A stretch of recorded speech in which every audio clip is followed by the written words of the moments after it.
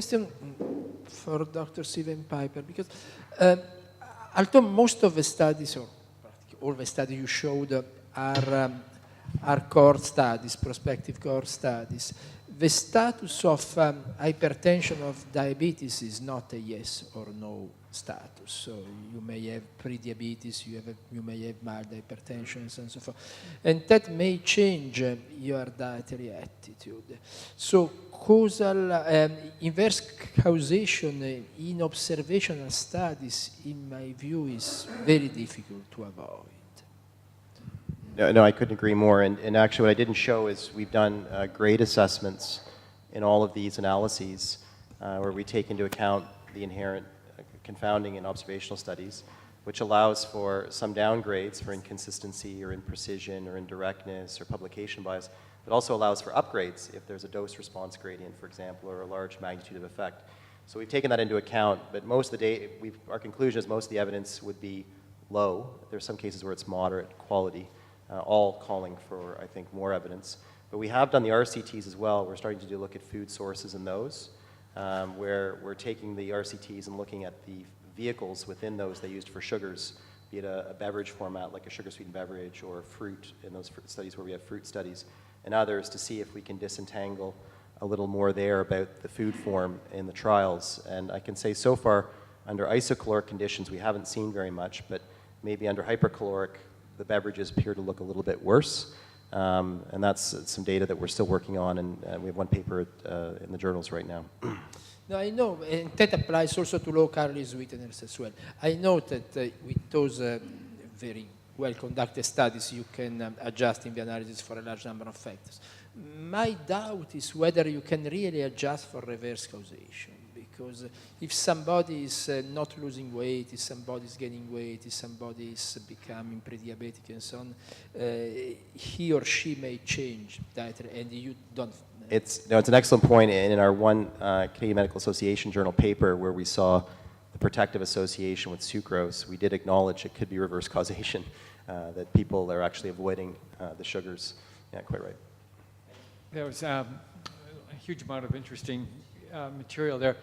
Simin, you made this very clear point that there's a lot of sexual dimorphism going on, but I wondered a little bit about one of your last comments there about how this interacts with diet, that from what I saw, and you showed a lot of data, it looks like the response to glycemic load may differ by gender, but it doesn't differ in direction.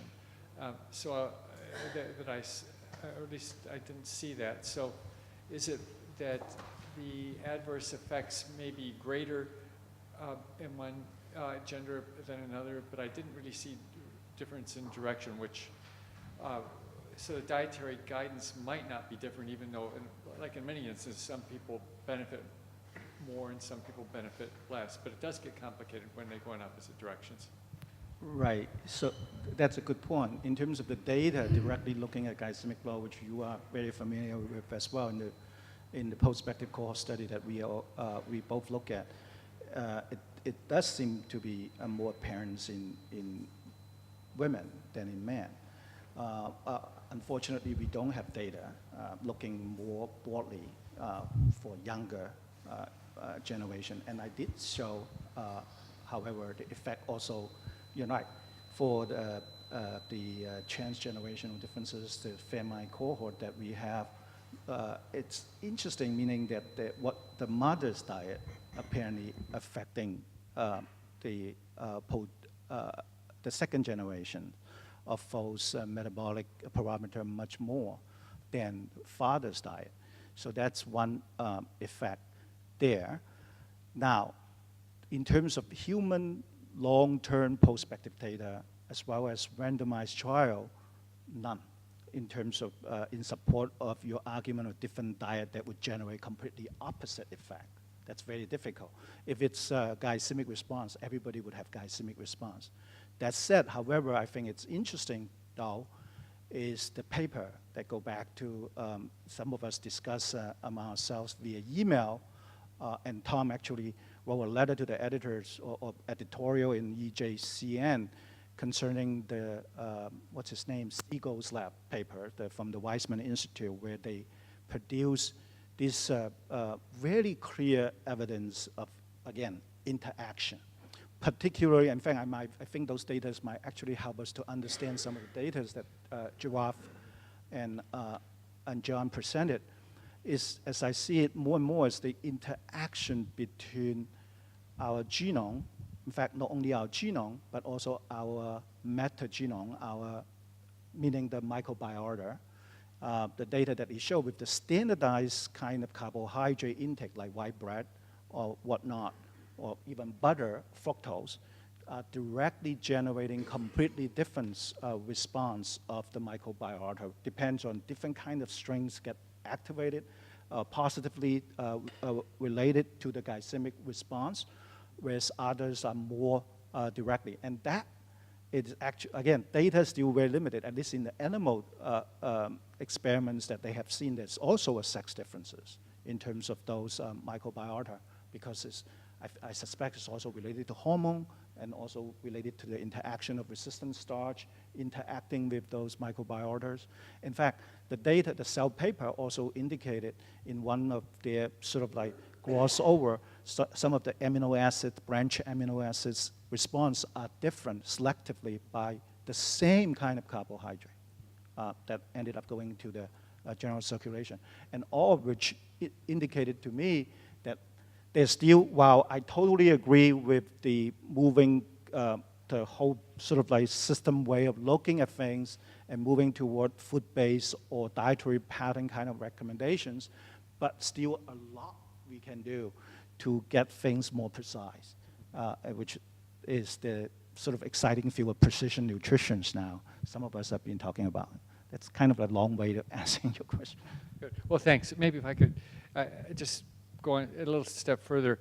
That's the paper you mentioned, Israel, there, that I actually have the same sort of major problem with their interpretation of the data, because the real test of whether this personalization was useful would have been to give everybody a healthy diet as we know it and see if personalization actually improves over that, which isn't what they did. I think if they had given everybody an optimal diet as we know it, we know there will be heterogeneity in responses, but we don't know that personalizing would make it any better. So I think they really failed to test the hypothesis, but hopefully further studies will do that. But in terms of being more specific, I just want to, it's a comment that until now most of us have lumped all vegetables together, all fruits together, all fruit juice together. We did publish that one paper looking at specific fruits and vegetables and type 2 diabetes risk and found a lot of heterogeneity. As you'd expect, what does a carrot have in common with a cauliflower? Almost nothing. So to be putting these all together is very crude, and but it's sort of out of necessity until recently. Our studies have not been big enough to subdivide the foods into finer categories. But just in the progression of science, we start off with a Galileo-type telescope, and then we get to a Mount Palomar telescope, and then a Hubble telescope, and we're going on beyond that. Being able to look with more detail is part of the progress, typically, and it partly relates to the fruit juice issue there. Just to encourage everybody to look in more detail there, that we're in some studies seeing quite a big difference between orange juice and apple juice.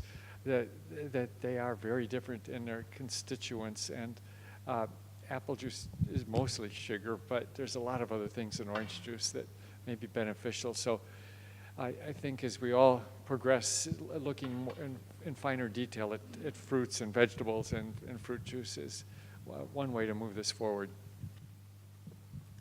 It's an important point. We're actually doing a systematic review meta-analysis of fruit and vegetables in cardiovascular disease. And we're trying to get that granularity, so we're looking for specific fruit juices, orange, apple, or whatever people have reported. Orange seems to be the dominant consumed juice, so it tends to drive the association because it's the most commonly consumed in most of the cohorts that we've seen. But I think it's an important point. I just want to make a question or comment about the sex associations too, because we've been thinking about this in the context of sugar-sweetened beverages And we talked to a Mexican colleague who had an interesting interpretation why the associations are greater in women and less in men.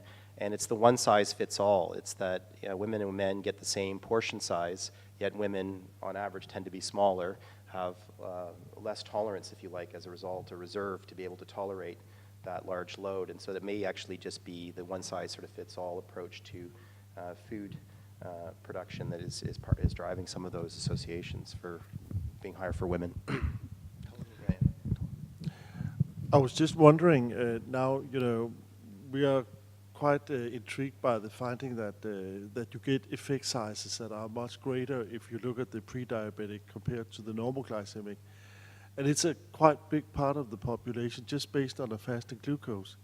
So I wonder if you have considered maybe to do a kind of pooled analysis where you get access to all the individual data and stratify the analysis into the normal glycemic and the pre-diabetic, because I would suspect that you would get much greater effect sizes if you look at the pre-diabetics. And there, I think that will actually bring us forward, because we will have an opportunity also to be more specific about, We've done that with some of our own trials, and David certainly has done that with some of our portfolio trials and others, stratifying by blood pressure level and other things and seeing greater effects in those that have higher blood pressure, for example. I think, David, if I'm correct, David? Yeah, exactly.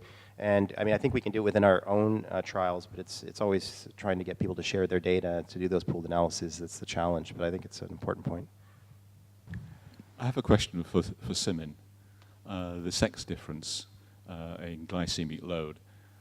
We know that Walter's group has shown that alcohol affects the size of the T2D glycemic index relationship. And we know from our own meta-analyses that the size of the relationship also associates with the alcohol consumption. Is there a way of integrating our thoughts on this? In other words, any of the sex hormones or binding globulins impacted by alcohol? Oh, yeah. Yeah. That's a very good point. Actually reminded me of one of the first papers I published ever, actually, in the American Journal of Epidemiology, where we actually established the relationship between alcohol intake and BMI. In women, is inverse, whereas the association is positive for men. Now, that sort of like conditionally, thank you for bringing that up. That was actually one of the very first paper published in AJE. That was 1994. That's based on enhanced follow-up data. And that phenomenon has subsequently been replicated. I think it's true in the Nurses' Health study as well, that you don't see as strong association or even positive association in health professional follow-up, but the inverse association between alcohol intake and BMI prospectively. Now that's a long way of answering your questions. That obviously physiologically, in the interest of time, I won't elaborate. It's totally possible. And there's first pass metabolisms and whatnot. The dehydrogenase genotype might be slightly different between men and women in terms of the frequency of fast metabolite. And that, this kind of phenomenon, I even could be more provocative to submit that indeed people's alcohol drinking habit, right, or habitual caffeine intake, for example, are genetically determined as well. And obviously the major genetic difference between men and women is the big extra difference in chromosome. One is Y and the other one is X, right? So in fact, there's humans walking around like men carrying 2 copies of X chromosomes, right? The Kelvington syndrome. People who, with that kind of people, who you don't even see them any different from us, except that they are their testosterone level is low because they carry an extra copy of X chromosome, and their response to different diet are different. In fact, their preselection of the diet or foods are different. In other words, get back to it's be more complicated than that, meaning that where some people who prefer sugar, it's genetically different from other, and yet they'll go further. on John's point is that I have noticed, now this is anecdotal though, no one have actually formally do this kind of study. Women tend to eat light sweet more than men. Is that right? So maybe that's totally genetically determined, or maybe. I'd just like to add that the alcohol phenomenon is very interesting. This sexual dimorphism. When we do meal test, we can see that alcohol is really having a strong satiety power in women. So that will decrease their food intake, whereas when you give it to males, it actually stimulates their appetite. So they will increase. So I think it's completely consistent with the observational data. A quick question, a very quick one to Simin. Do you think we should be focusing on the hormone-binding globulins in general? I mean, insulin-like growth factor, etc., as is binding globulin, and if we're thinking of acute phase protein production by the liver, and if we're thinking of cytokines and adiposity and adipose tissue, is this all part of something that one should be looking at generally as part of the adipose?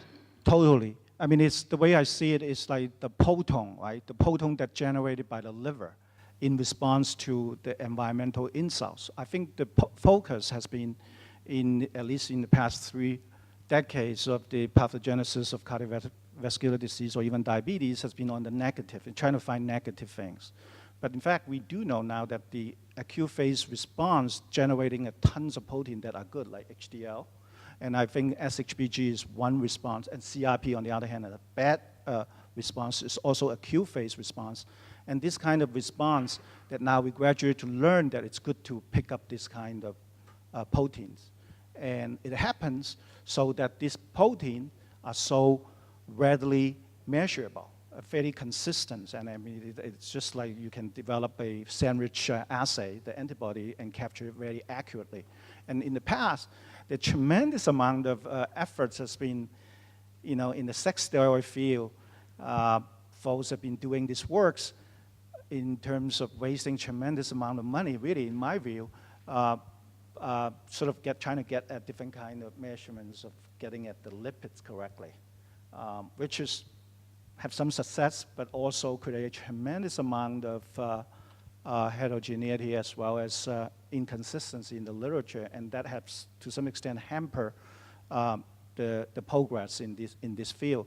But recent data really emerge that, at least to me, in fact, we've been pushing this for the past 10 years too, ever since we see this data for the ADA as well as AHA to adopt SHBG. At least in my view, it's a better criteria to define metabolic syndrome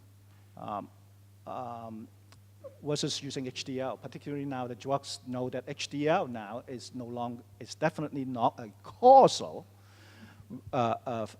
biomarkers for the development of cardiometabolic outcome or heart disease, because we have done some of those Mendelian randomization studies showing that the HDL genotype, or the CETP, particularly the reverse cholesterol transfer of the CETP genotype. In fact, Merck and several the big farmers invest literally billions of dollars to trying to develop drugs that target the CETP inhibitors so that they can raise HDLs, but that has come up empty. So I think whereas we clearly show that SHBG, the genotype, is directly related to the risk of disease.